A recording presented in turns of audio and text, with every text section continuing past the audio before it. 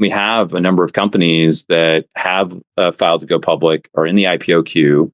They look like public companies and they just won't get out. I love Dan Premack's piece the other day where he's like, hey, just a reminder, the IPO window's open, people, right? Let's go. You're going to need the team in-house to be able to separate from the roadkill and the disruptive companies, right? So, obviously like the aspect of AI washing that we're seeing in startup community, the same thing we saw with kind of greenwashing in the climate space. It's important for VCs to have the technical skill set in-house to be able to determine when their startups are actually building good technology and in a position to do what they said they'll do. This Week in Startups is brought to you by Intercom. Intercom's AI-first service is the best thing to happen to your customers since you. Twist listeners can get 90% off Intercom's platform at intercom.com/twist. AssemblyAI. Get maximum value from voice data with AssemblyAI. Build powerful products and features for your end users on the industry's leading speech-to-text models. Get 100 free hours to start building at assemblyai.com/twist. And Vensure. Vensure is an HR firm that specializes in serving rapidly growing technology companies, providing fully customized HR and benefit strategies designed to grow with their clients' needs. Visit Vensure.com today to schedule an HR evaluation and learn how they can help you. Welcome back to this week's Liquidity Podcast. With me today, I have Logan Allin from Fin Capital. Next, we have Neil Datta from NKD Advisory. Of course, we have Jason Calacanis from the Launch Fund. I'm your moderator, David Weisburd, co-founder of 10x Capital.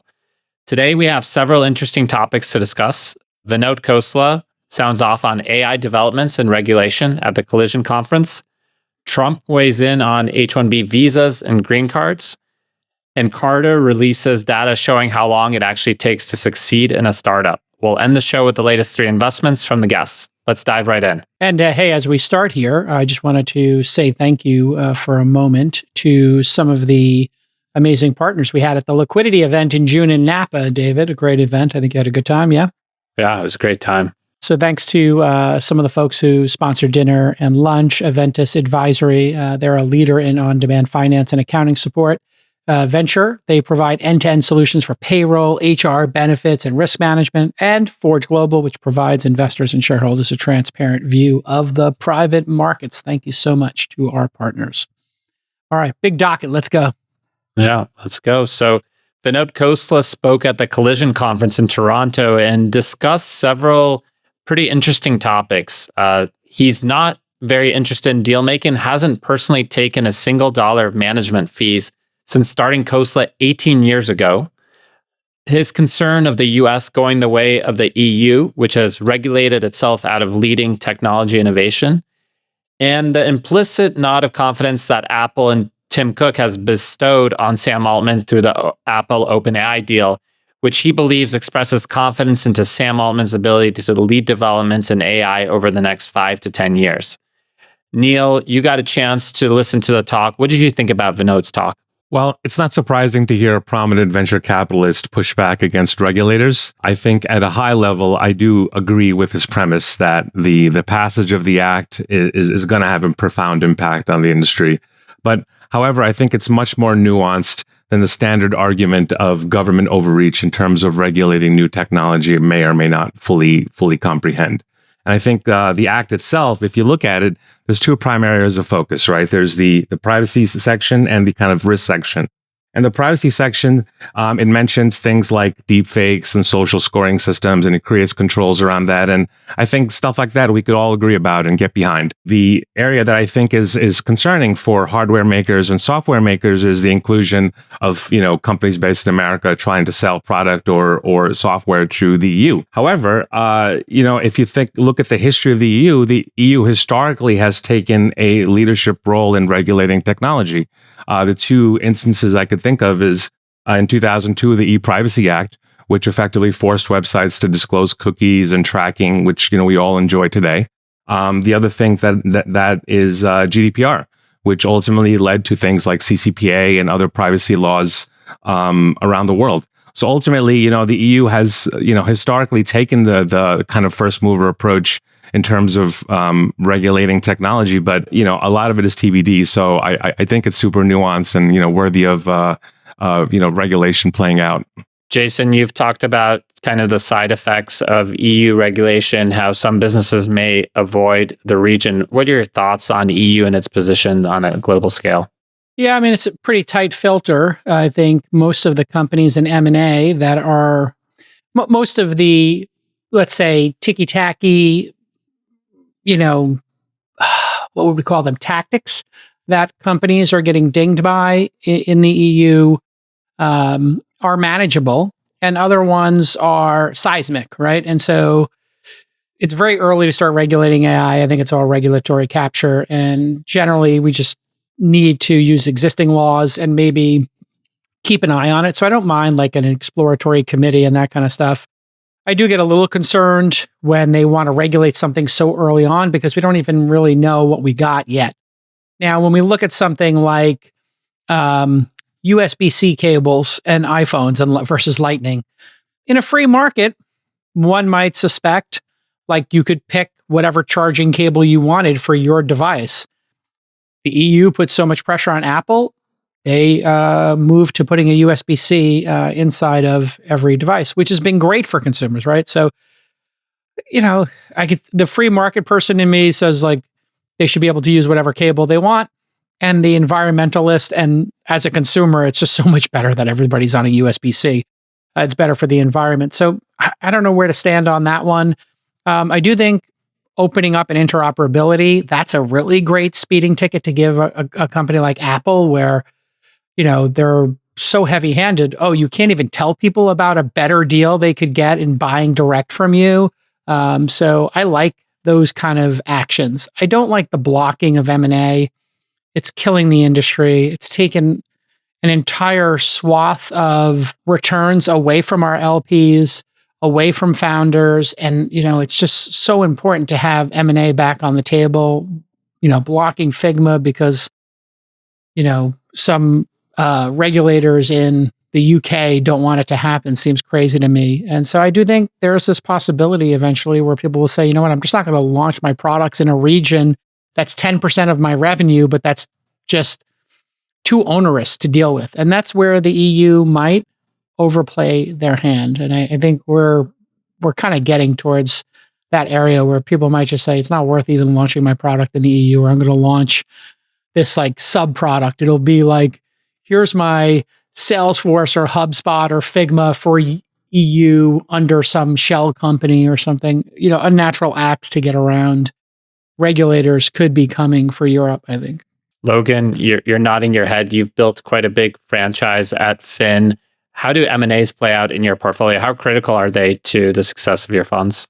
Critical, and I'd agree with Jason just on certainly the Justice Department and antitrust environment here in the US, but also in the UK and EU. I was just in Europe for 2 weeks, and actually AI regulation was certainly a hot topic. The other topic was tax, right? So Labour Party looks like they're going to win here in London. And my colleague in London is sitting there looking at taxes that are going to go from 28% on his carried interest to 50%. Right. And I had a dinner for about 40 VCs, and half the room raised their hand when I asked them if anybody was thinking about leaving as a result of the tax issues. I think that's a huge problem. And so you think about just the regulation environment, the tax environment, those are spelling challenges just in terms of trying to be constructive about investing in the UK and EU, where we have 35 companies. On the M&A side, we just announced an exit a couple hours ago with a company of ours called Salt, selling to Chime. M&A is the lifeblood of venture capital, certainly in terms of our early stage book. Our PE book, where we invest from growth to pre-IPO exclusively in fintech software, we're underwriting to an IPO, but inevitably there's a dual track process. So M&A comes in place there as well. So to Jason's point, we're concerned about the uncertainty and certainly the time frame that it requires to be thoughtful and diligent and check all the boxes in terms of making sure a company will actually successfully prosecute an acquisition. As it relates to AI and Vinod's comments, we fully agree. There's just going to be a ton of companies that will will become roadkill here as they're trying to wrap existing LLMs, and they're not really building any true IP or defensible moats around their business. We're focused on vertical applications in AI and then orchestration of AI in the enterprise, which is particularly important to the end customers we serve that have to deploy AI in many cases on premise. So very excited about our investments in AI. We have 20 companies there and certainly more to come. It's interesting you mentioned taxation. Some of the forward-looking LPs that I talk are rebalancing some of their portfolios towards venture capital with the assumption that all these things interplay with each other, specifically on the national debt in the US. Their assertion is that in 5 to 10 years, we're going to have to increase the capital gains on everything, including long-term gains. And with exemptions like qualified small business stocks, allows investors in the venture ecosystem to essentially pay no federal and sometimes no state income tax on their gains. So a lot of people are kind of thinking one step ahead in the US in terms of investing into asset classes that are going to be much more tax advantaged. Well, just to that point, David, jurisdiction matters. And if you start putting your thumb on the scale too much, people in today's era are very willing to move jurisdiction. This is something new. I remember when I was starting my career in the 80s, 90s, you had to be in New York or you had to be in, the Bay Area. And now people are in Salt Lake City doing great work. They're in Austin, they're in Houston, they're in Miami, they're in LA. They could be in any jurisdiction. And then people are now starting to move to Singapore or to UAE, Abu Dhabi, Dubai. And these places are giving incredible incentives. Why would a venture capitalist in a large firm ever want to live in a jurisdiction that just killed them on with 50% taxes on capital gains? And when you could move to Dubai or you could move to Florida or, pick a location, I think you're going to see a lot of young people and maybe even some of the oldsters who are at the end of their career saying, hey, how do I manage this wealth transfer? Just pick new jurisdictions. You saw the Texas Stock Exchange coming. So this is serious momentum. And I think you have COVID in some way and remote work as the accelerant, right? If you can manage people and you could have a couple of people on the ground in Europe, but have your headquarters in Dubai or have your headquarters in Miami and your analysts or you go to Broadway shows every now and again in New York for a couple of weeks, you kind of can get the best of the city and the best of the proper jurisdiction for running your business. What person wouldn't do that? A person with kids in school, maybe. That would be the only reason to not do it I can think of. It is interesting. We just ran the simulation, as you mentioned, in COVID. One of the simulations was moving to Miami. We had so many people move from New York to San Francisco, and some people came back, but the people that really remain in Miami are investors. And I think governments should be thoughtful in terms of the regulations that they make for investors versus startup entrepreneurs. Many of the top startup entrepreneurs have decided to now go back to San Francisco, especially AI entrepreneurs, because there's such a ecosystem there. But I think governments that overregulate investors will find it to be a slightly different story.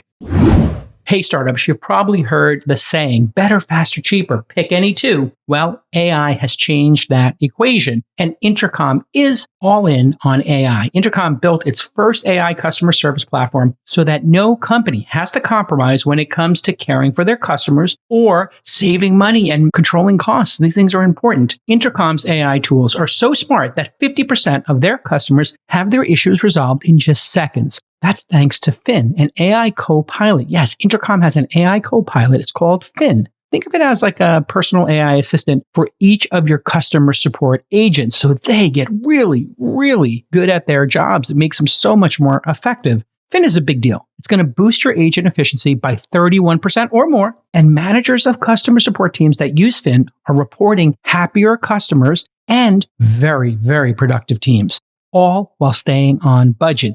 That means when it comes to faster, cheaper, and better customer support, you can pick all three. No sacrifices. And that's all thanks to Intercom's AI-first software. So if you're an early stage startup, if you're a high growth startup, you're going to get access to Intercom at a massive 90% discount. That's right, 90% off, because Intercom and the team over there love startups and innovation as much as we do. So go to intercom.com/twist to apply. Or if you prefer, you can just do an email at startups@intercom.io. Logan, you also had some thoughts on what Vinod was saying around the other topics. What are your thoughts there? Yeah, so I think thematically we're all seeing some frothiness in AI, where you've got several very, very smart PhD researchers founding a company with no use cases in mind, right? They're founding a company to found a company, and then they're backing into hopefully some use cases and monetization over time. We have to remember OpenAI was founded in 2015. First use case launched in 2022. Obviously, there were some non-for-profit aspects to that, and some pivot, but that was a very lengthy period of time. We're now starting to see founders emerge from the Mistrals, the OpenAIs, the Anthropics, right? Because they're seeing real pain points and real use cases out in the market and spinning out to start their own companies. And our view, being a financial services and fintech investor, is that there's got to be application verticals within fintech. So that could be CFO tech stack tools. It could be compliance automation. It could be KYB, KYC, AML automation. It could be operational and docs processing. It could be improving your cyber capabilities in terms of deepfakes, which we think is a huge problem, particularly in the bank and the wealth management worlds. Or two, you could be helping people orchestrate, right? So we've invested in several companies on the orchestration side, like Articulate and Liminal, and we're going to announce another one in September that's just focused on how do I deploy on-prem, because everybody has to remember less than 8% of bank data is in the cloud. The banks have not adopted the cloud.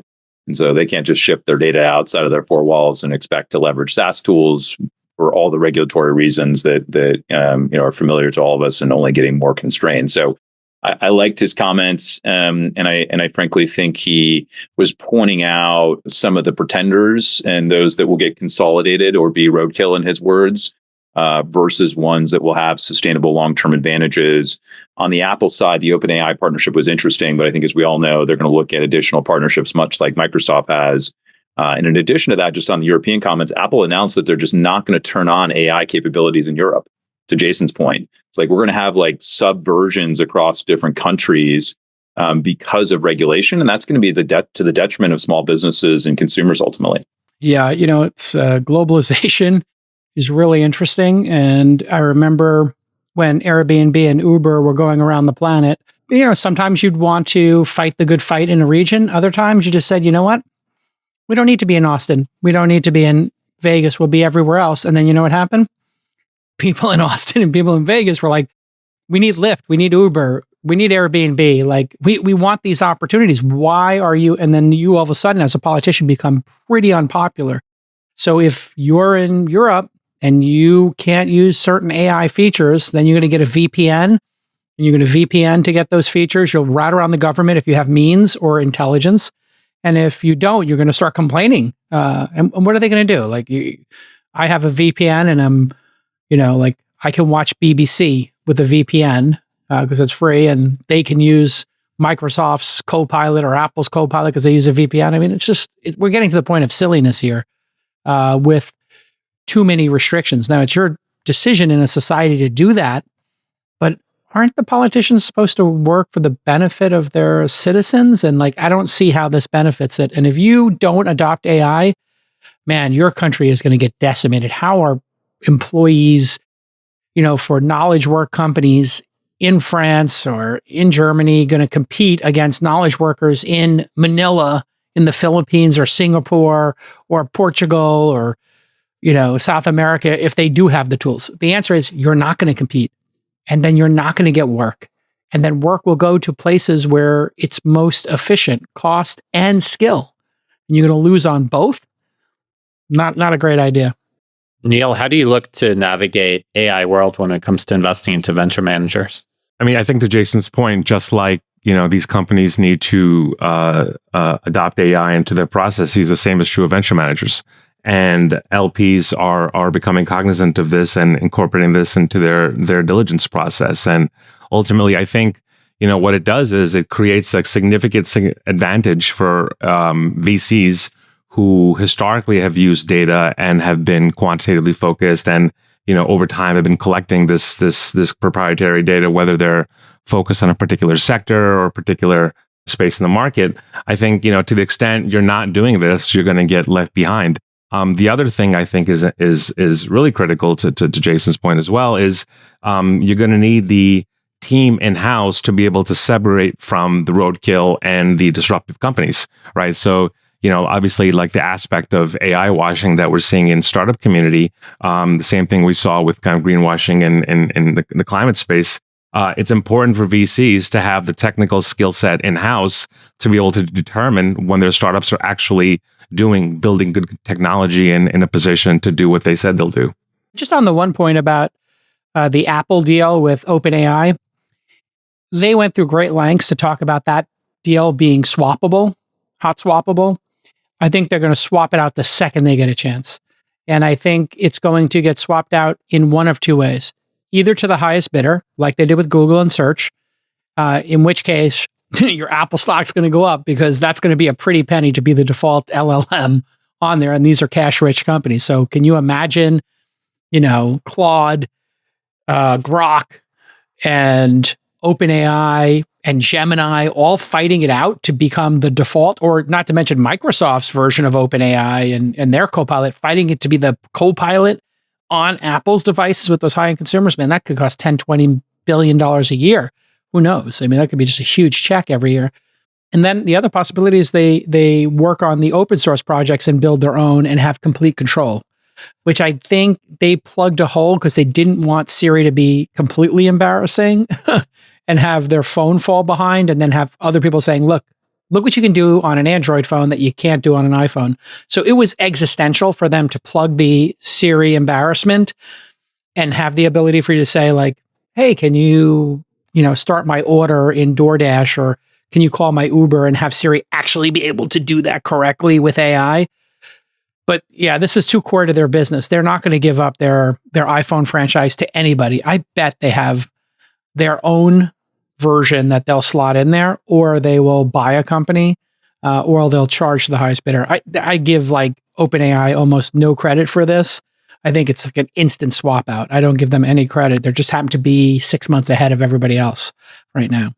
I would place a bet in 5 years they do not have the default, or if they do have the default, they're paying billions a year for it. Yeah, I was going to jump in and say, I think that they'll, rather than being one winner, there'll be multiple winners, right? So there may be somebody in the kind of the financial market space where Bloomberg GPT plays one role in kind of the medical space. And, so I take the view that the data is so differentiated, the folks that have the best data in their sectors may ultimately be winners.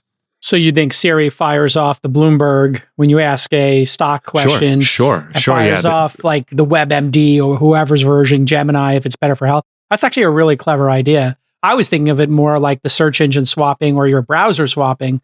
But what you're saying is this might be so important. You might have 10 defaults. Who do I want for medical? Who do I want for entertainment? Who do I want for news? Who do I want for financial news? That's actually a really good idea. The data sits in different places, so it'd be more efficient rather than having it centralized. And a better user experience, I think, most importantly. Yeah. It is wild that it seems like we're living in two different decades. You take your phone and you're like in 1990, and then you put on your computer and you're like in 2030, and you're switching between these different data sources. So it's wild to see that two of the largest consumer brands, Amazon and Apple, have basically been playing defense this entire time. It's a very predictable problem set that they haven't gone in front of. All right, you might not realize this, but we're all producing and consuming more voice data than ever before. What is voice data? That basically means any audio recording, like the one you're hearing right now, of human speech. Or it could be video content, like the library of video content you have at your company or startup. If you're building a product that uses voice data, you need to check out AssemblyAI. It is a speech-to-text model that helps you quickly build new product capabilities based on voice data. And you do this with just a few lines of code. Their speech AI models let you turn consumer calls, virtual meetings, video scripts into insights, action items, and transcripts. Well, you can join over 200,000 developers who are now building with AssemblyAI. When you hit 200,000 developers building like AssemblyAI has, that means you're the gold standard. So here's an example. Vido makes video editing tools that my team use every week here on This Week in Startups. And you'll see captions over our clips. Well, we wouldn't be able to do that without AssemblyAI crunching all that audio data in the background. And that's what Vido does. They use AssemblyAI, and that provides the world's lowest error rate and up to 30% fewer hallucinations. So here's your call to action. Build powerful AI experiences for your end users on the industry's leading speech-to-text models. Head to assemblyai.com/twist and get 100 hours free. Hey, that's great. Go play with it. You're a developer. You want to play with this. Check out assemblyai.com/twist today. Moving on. On the latest episode of Allin podcast, President Trump declared support for increasing H-1B visas for highly skilled immigrants and even expanding it to any graduate of 2-year and 4-year programs. Since the episode aired, the Trump campaign has had to walk back the statements a bit, clarifying that it would not automatically be given to anyone that graduates any program and that there would be further vetting. Several conservative groups, such as the Conservative Immigration Accountability Project, have criticized the policy, saying that U.S. immigration policy must serve the interests of all Americans, not just the interests of elite business leaders who seek cheap labor. Logan, what are your thoughts on this?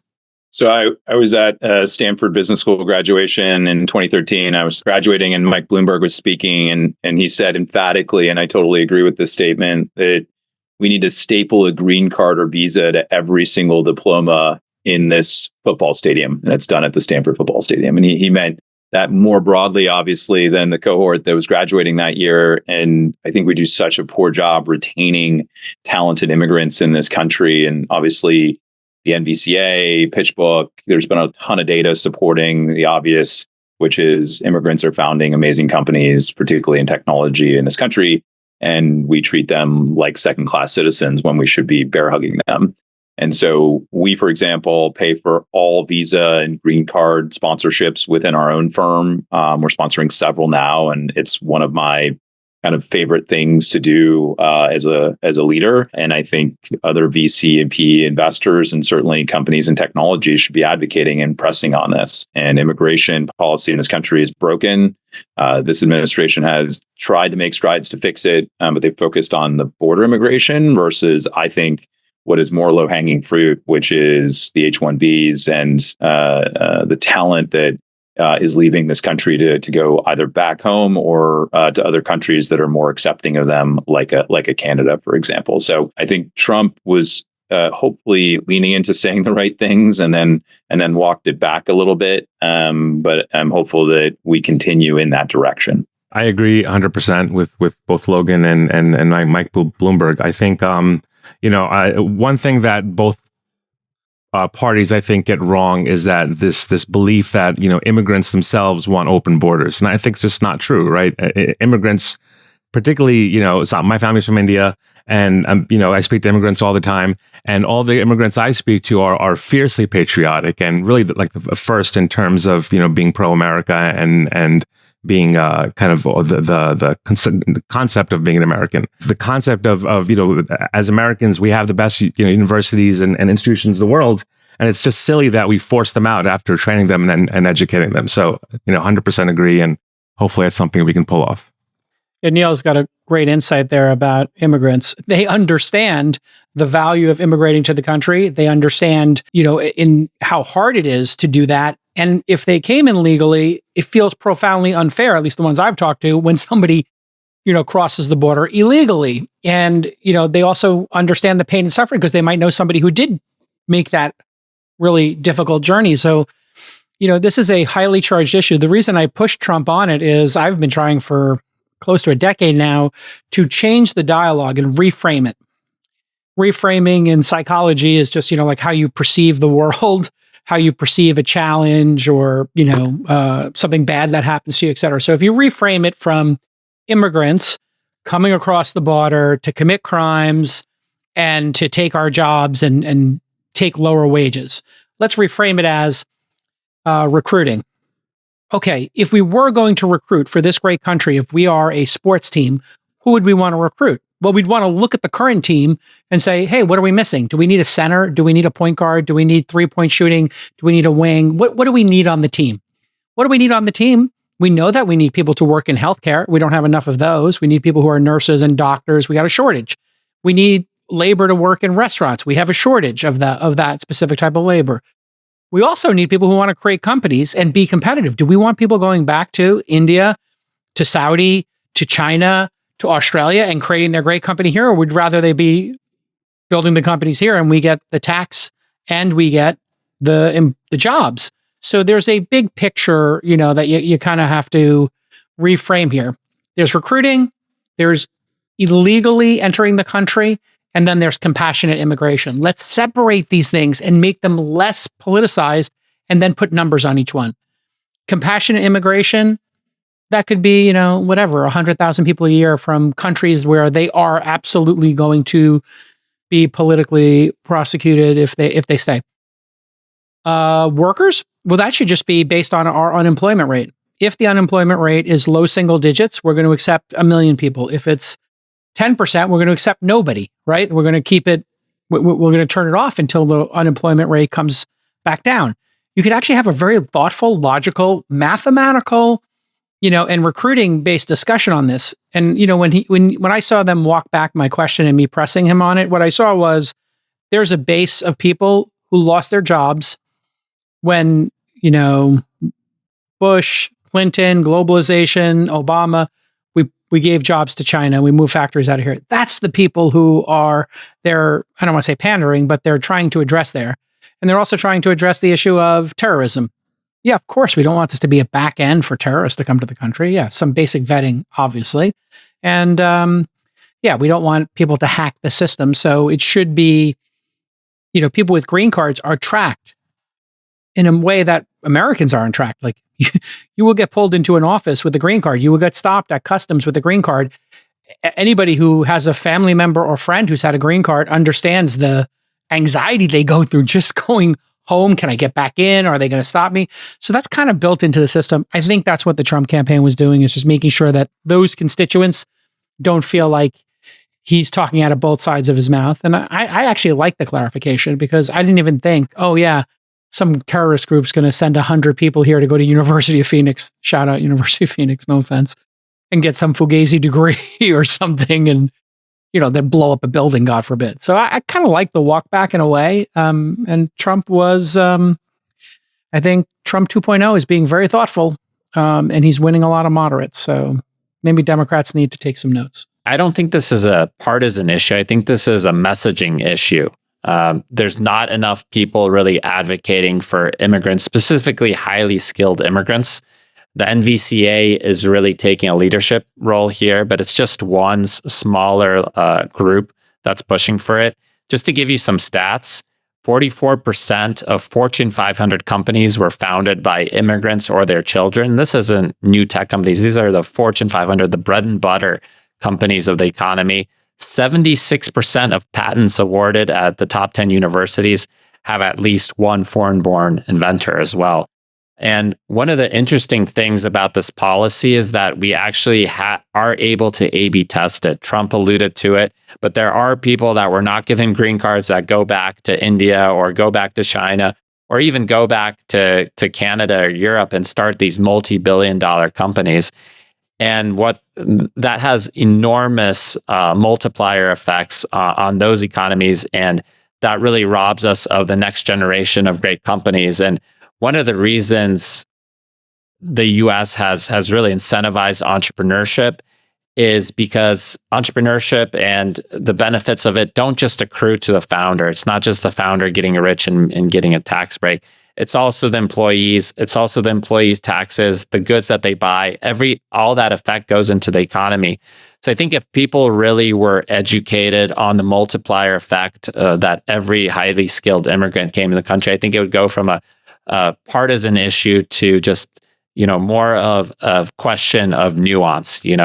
Do you want to really bring in everybody from a 2-year degree? Or maybe we should start with PhDs. Why is it that we have a single PhD in the United States that doesn't automatically get a green card? To me, that's a very low-hanging fruit.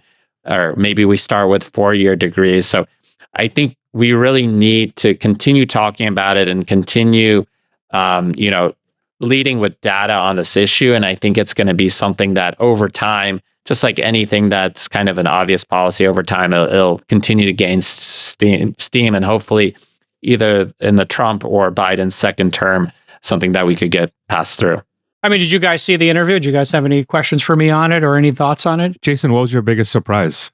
Biggest surprise. The H-1B visa was a really great moment, I think, for him to, show, hey, it's not just all xenophobia. And, that was kind of what that first administration, his first term felt like. And if he has a second term, I think maybe lowering that rhetoric and just having a more pragmatic approach to immigration would settle down a lot of the, I think, tension about his presidency and his personality.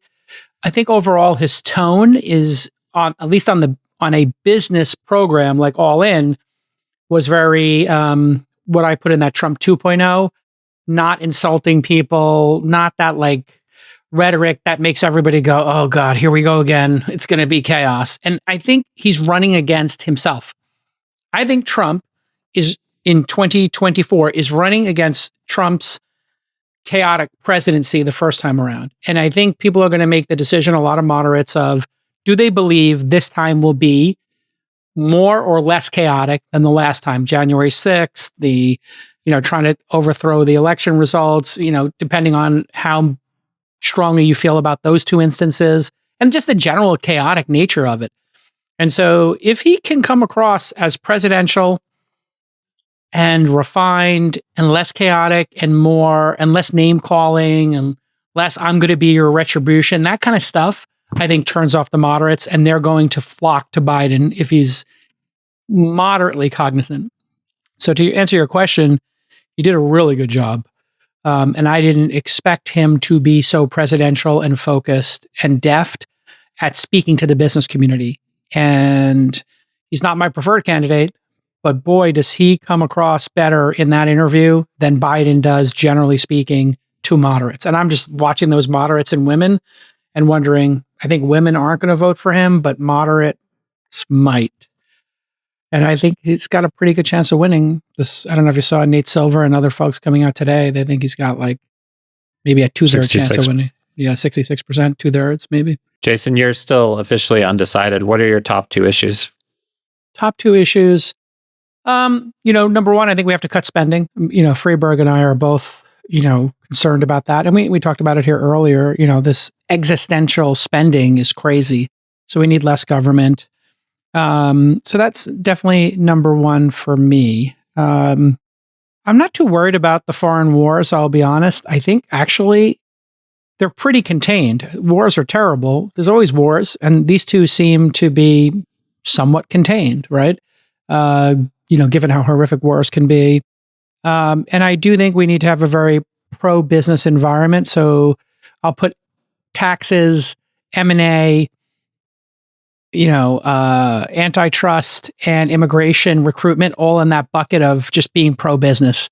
We have to keep pushing our advantage in building these next generation of companies like we all do here as capital allocators and founders do.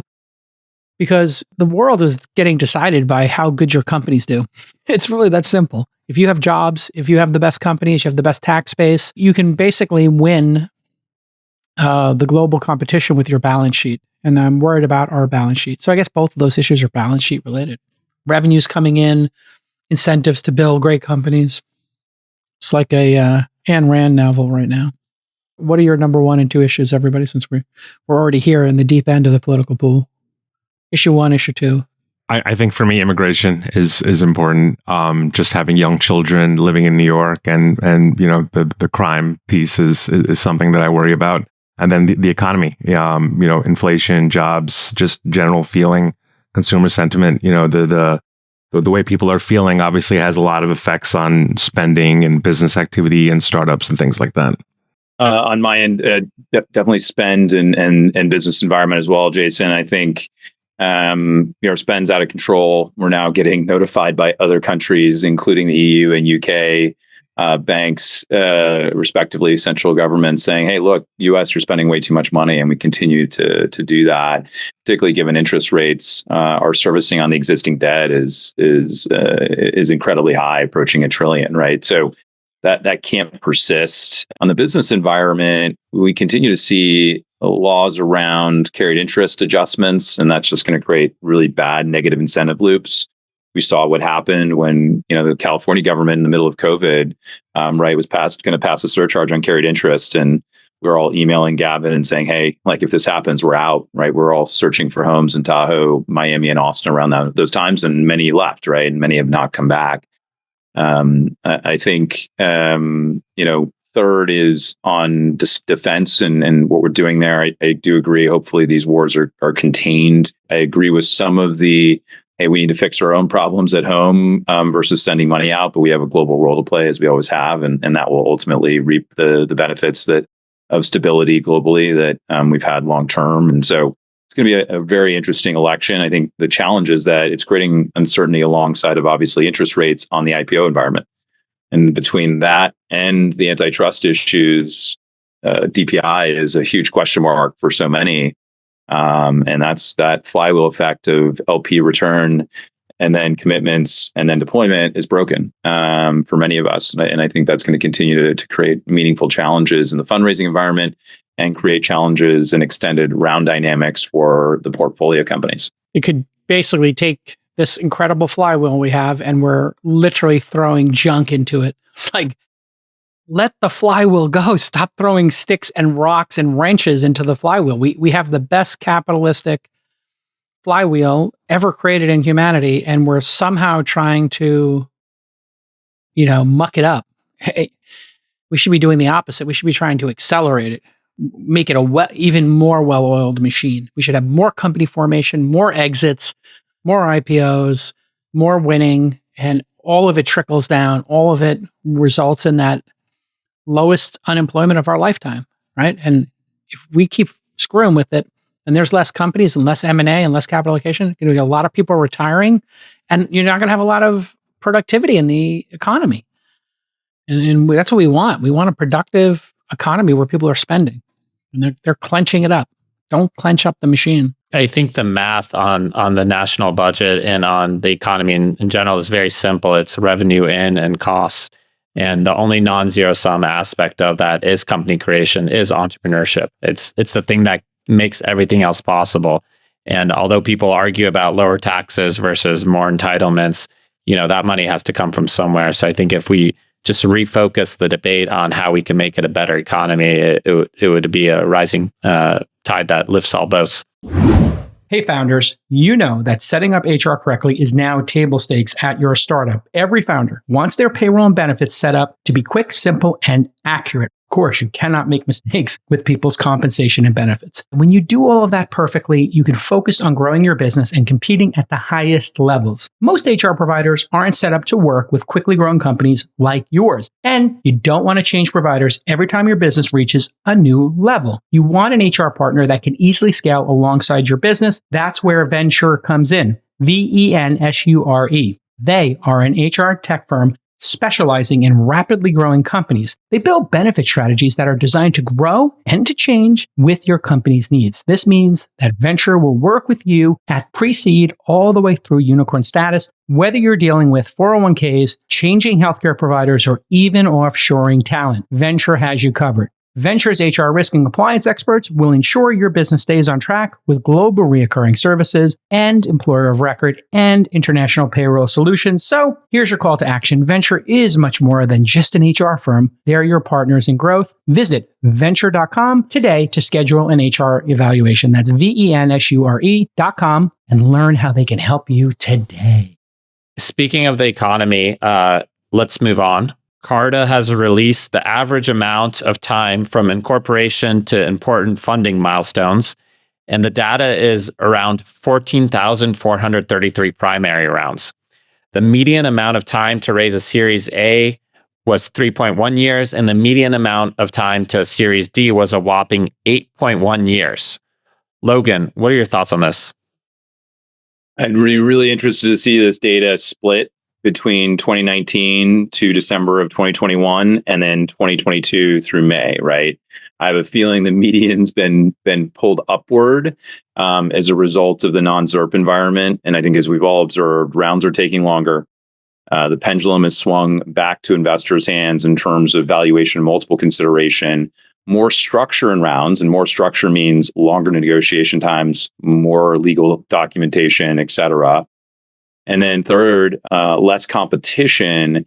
And I think on the less competition side, that's a double-edged sword. It means there's more leverage from investors to be able to say, hey, we're the only game in town. We're going to put a bunch of structure in place, and we're going to have meaningful dialogues around the valuation of the multiple.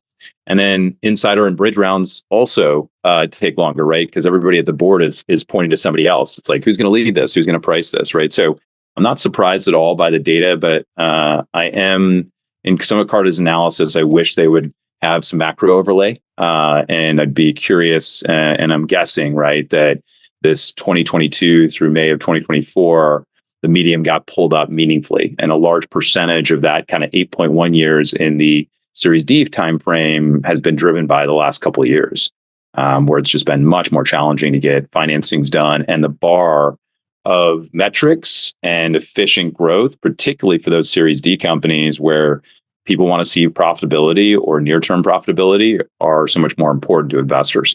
Logan, you have a healthy growth equity franchise. What are you seeing on the ground today in the growth equity side in the later stage rounds?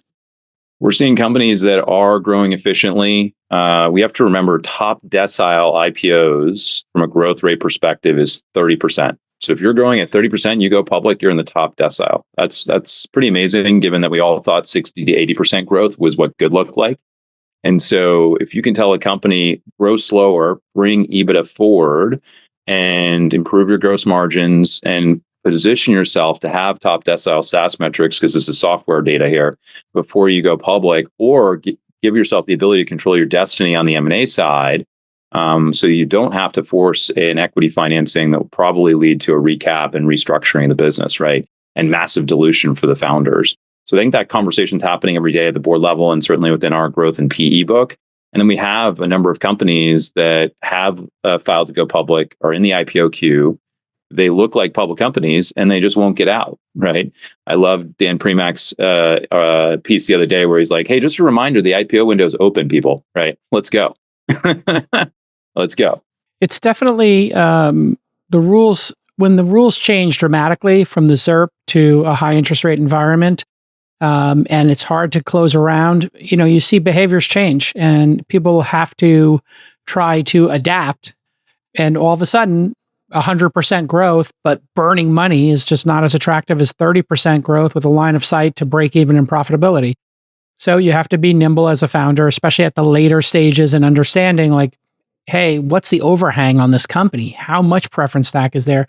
And did we raise at all those warnings about raising too much money or raising at too high of a valuation? Now we're seeing why that advice came from the elder statesmen and stateswomen. Like, they've seen this movie before. You raise at too high of a valuation, you get caught in this valuation trap. And now how does anybody on the management team ever make money? How does their equity become worth something? You look at Instacart, that became an $8 billion company, private market valuation, 30, 40 billion, I think the last one. So these are really hard, formulas to try to net out. And a lot of it just has to do with capitulation at a certain point. Like, this company's been private for far too long. Reddit's got to get out. Instacart's got to get out. At some point, Stripe's got to get out. Adyen's still private, I think. So yeah, people need to get these companies out there. When you look at the data from Carta, PitchBook, or any of these places, they're generally, because there's private company data, it's not going to be perfect. And you have to maybe squint a little bit, look for trend lines, because Carta's data is a subset of people who use Carta, right? That's all they have is Carta data. They don't have the companies that aren't in Carta. And so, the fidelity of this data is probably imperfect, but the trend is probably correct. It's taking longer. And then there's a lot of nuance in here, which is people are doing a lot of convertible notes. And so they're not naming their round Series A, Series B, Series C, but you'll see a convertible note for a $5 or $10 million round with nobody joining the board. These are really concerning to me. I just passed on an investment because they don't want to start a board. They don't want to have a board. I would have done it. The lead investor doesn't want to have a board. We're like this. We would have been the second lead. We would put less money in, but we want to have a board seat. We want to have at least an observer seat. People don't want to have governance. They want to raise large amounts of money. I just have a problem with this approach to building businesses, because I watched Bill Gurley and Michael Moritz and Doug Leone and these folks Jim Getz build these businesses, and they seem to take it seriously. And these like never-ending convertible notes, no board meetings, $1 million in ARR, no plan. Like, can we make plans? Can we have a board meeting where we talk about the plan and if we're on plan or not? Like, I think the industry got a little bit loosey-goosey. And I think this is all a process of tightening things up, right? And it's arduous, it's painful, but it's necessary. Logan, do you see a lot of structure in the market? Do you see people putting 1.5x, 2x pref in the late stage? Absolutely. Quick record correction. So Adyen is a public company. They went public in 2018. We own and like the stock. And on the lick pref, ratchets, warrants coverage, deeper discounts on safe notes or convertible notes, all those things are back in vogue. We never could approach those conversations in 2021, 2020, 2019, maybe 2020, right? So in 2020, with some COVID uncertainty, there was definitely some structure that quickly dissipated going into 2021. And now it's back from 22 into the present. We all have to remember 2009, 2010, 2011, 3 best venture capital vintages in history. Terrible macro, awesome returners. And if you sat on your hands those 3 years, you missed Airbnb, you missed Uber, you missed Stripe, you missed Plaid, on and on and on, right? It's a long list. And so from our perspective, we were the most active fintech investor in the world last year. We finished second next to Tiger, as did the rest of the world in 2022. And that's because we saw more structure, better EV and multiples, and less competition, which is, as we all know, the number one driver of valuation dynamics versus fundamentals in private markets. So you got to spend more time with the management teams, make more thoughtful decisions, and then create a structure where, if people were optimizing for valuation, you had some downside protection. Yeah. Seems like thoughtful behavior to build meaningful businesses. And, that's what's got me very excited. I've been a capital allocator just over 10 years. As you guys know, I started as Sequoia's first scout, right? And, just the quality of the companies and the seriousness at which people are building businesses reminds me of when I made that Uber, Robinhood investment 10 plus years ago. Feels like people are serious, because if you're not serious as a capital allocator, you're just not going to raise your next venture fund. The statistics on people not raising their next funds, I think, David, you brought that statistic up once on this pod. I mean, it's pretty crazy. People are now saying, yeah, maybe I won't do another fund, or, and so maybe there'll be less investors, and maybe there'll be more board meetings, and maybe there'll be more planning and less foosball and Aspen 6-week trips and people being on silent retreats, and maybe more work ethic. I'm starting to sound like Trump or like an old man, but there was a period of there where I was just watching behavior in just going, I think I am a seller right now. And we did like 3 or 4 secondary transactions. I did personally with my Uber shares, some secondary transactions with Masayoshi-san. And then we just sold some shares in peak ZERP era. Because I said, I don't understand how you're valuing this company at 50 times top line revenue. But if you are, I guess I'll sell 20% of my holdings. Sure, why not? But now it feels like being a buyer is a good idea. Like, some of these SaaS companies are trading at absurdly low multiples and in public markets. So maybe, we should all just be buying them. And 50x for a private company that's growing 30%, 7, 8, 9x for a company that's growing 30% in the public markets, that's liquid. I mean,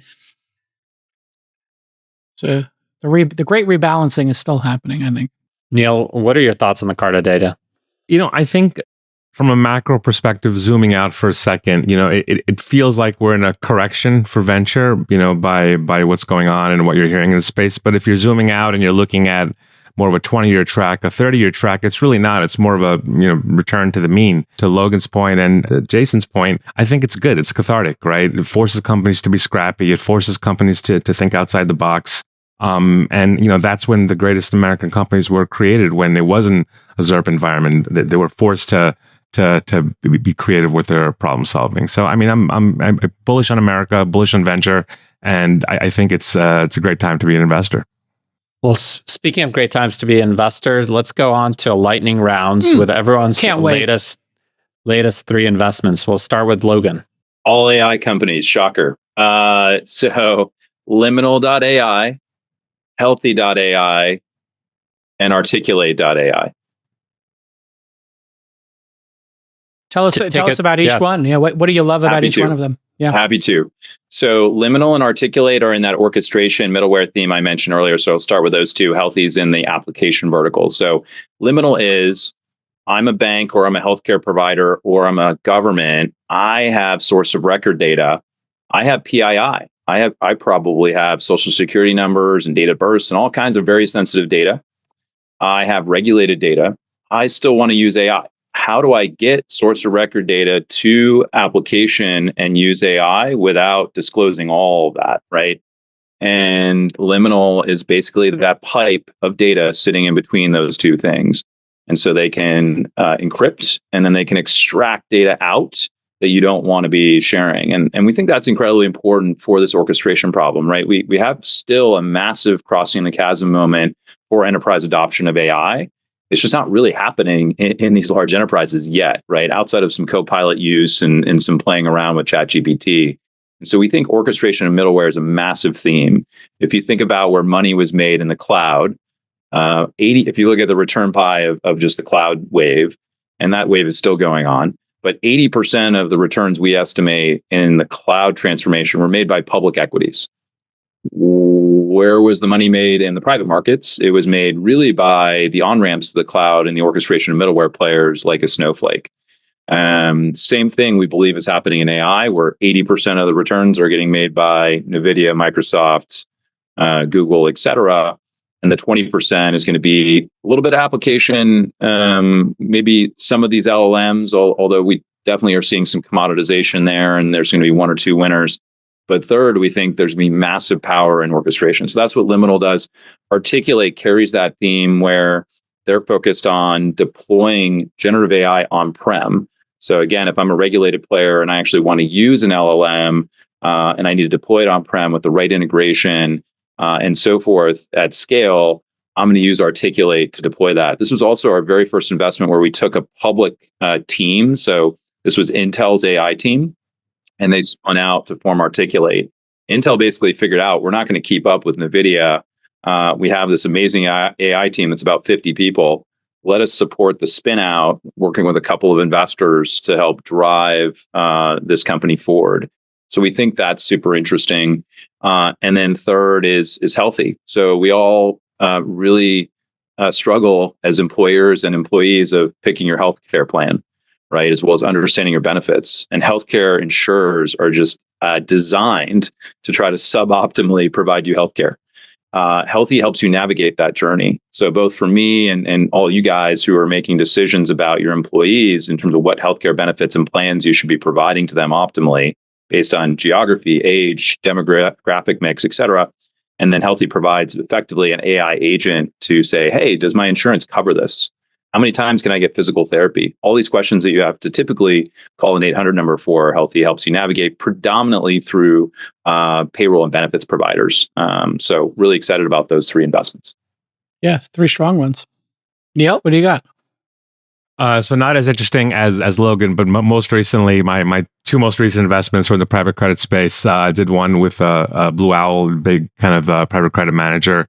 Also with Star Mountain. I think private credit continues to get a lot of interest from big family offices. Maybe a little bit more interesting is I did a recent investment in a fund called Guardian, life settlement space, super fascinating. What really attracted me was that I learned that 92% of life insurance policies in America expire worthless.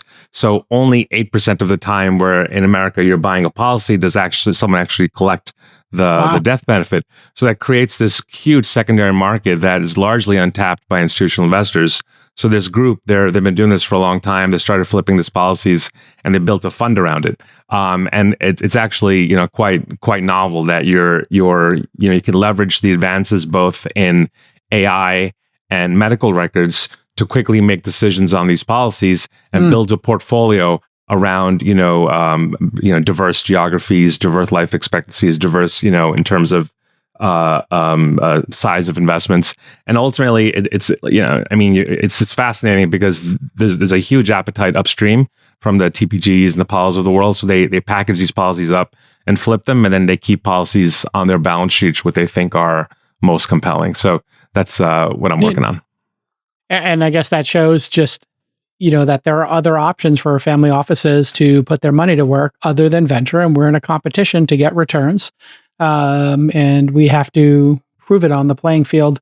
Krepling's a great company that, is building on this incredible e-commerce revolution that's occurring. And they let you, with a very simple drag and drop interface, as you can see here, build sequences for customers. So somebody registers, then they join your mailing list, they order something, they abandon their cart. Now I want to retarget them with this specific ad based on that SKU or SKUs that are also put into people's, buckets. This is incredibly complex stuff that maybe a Nike would do or an Amazon might do, but that generally has not been available to your average mid-sized or smaller e-commerce vendor. And so that's krepling.com with a K. AI and computer vision obviously is in the real world gonna help make everything better, faster, cheaper, right? And that's just such a winning proposition. Quick service restaurants really need to monitor how long people are in the drive-through, right? And you're dealing with low-wage employees. Maybe they're not focused at work. Maybe they had a gummy or something. Who knows? Anything can happen. And so they're using computer vision and AI to watch people, through just standard cameras coming around a restaurant's drive-through or inside of the restaurant, and then watch with computer vision how long it's taking these vehicles to get through the restaurant, or what are people doing? How long are they in line for? What's going on with the dining room? All of this from, door to dine and to manage your drive-through. And then also you get a little bit of security benefit. Maybe people are stealing. Maybe there are people, who shouldn't be in the facility and this is all done by a company called hellometer.io that we found, just computer scientists making things better, cheaper, faster using AI. Really clever company. Valley doing something similar, using AI to take SDR, sales development reps, which are kind of the front line of every SaaS company. Everybody understands there's millions of people selling SaaS products and business solutions. How do you pick the next best customer? Well, you typically have an SDR out there finding a sales development rep, trying to nurture leads. What if this could all be done by AI? What if you could have your schedule fill up? And so basically you set up Valley, you give it access to your data, Salesforce, HubSpot, whatever you're using. You got your prospect list, and then it uses AI to book sales calls. And so we believe that SDRs will either be made bionic or be AI or some combination of that. And that's what joinvalley.co is doing. It's called Valley.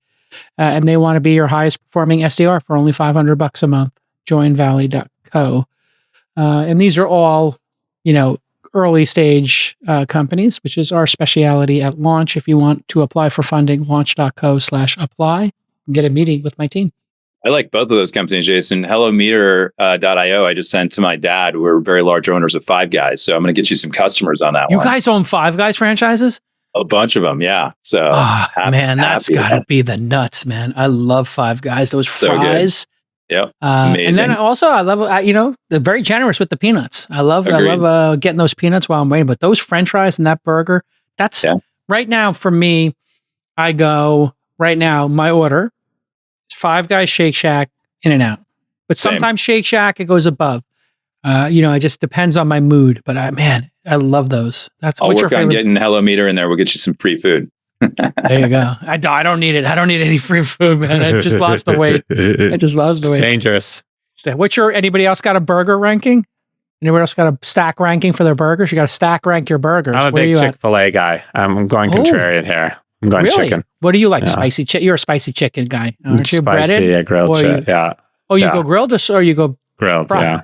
Oh, so healthy but spicy. Keep it relatively healthy. Yeah. I like it. And the fries. I'm a big fan of the fries at Chick-fil-A. Have you ever tried Schnippers in New York, Jason?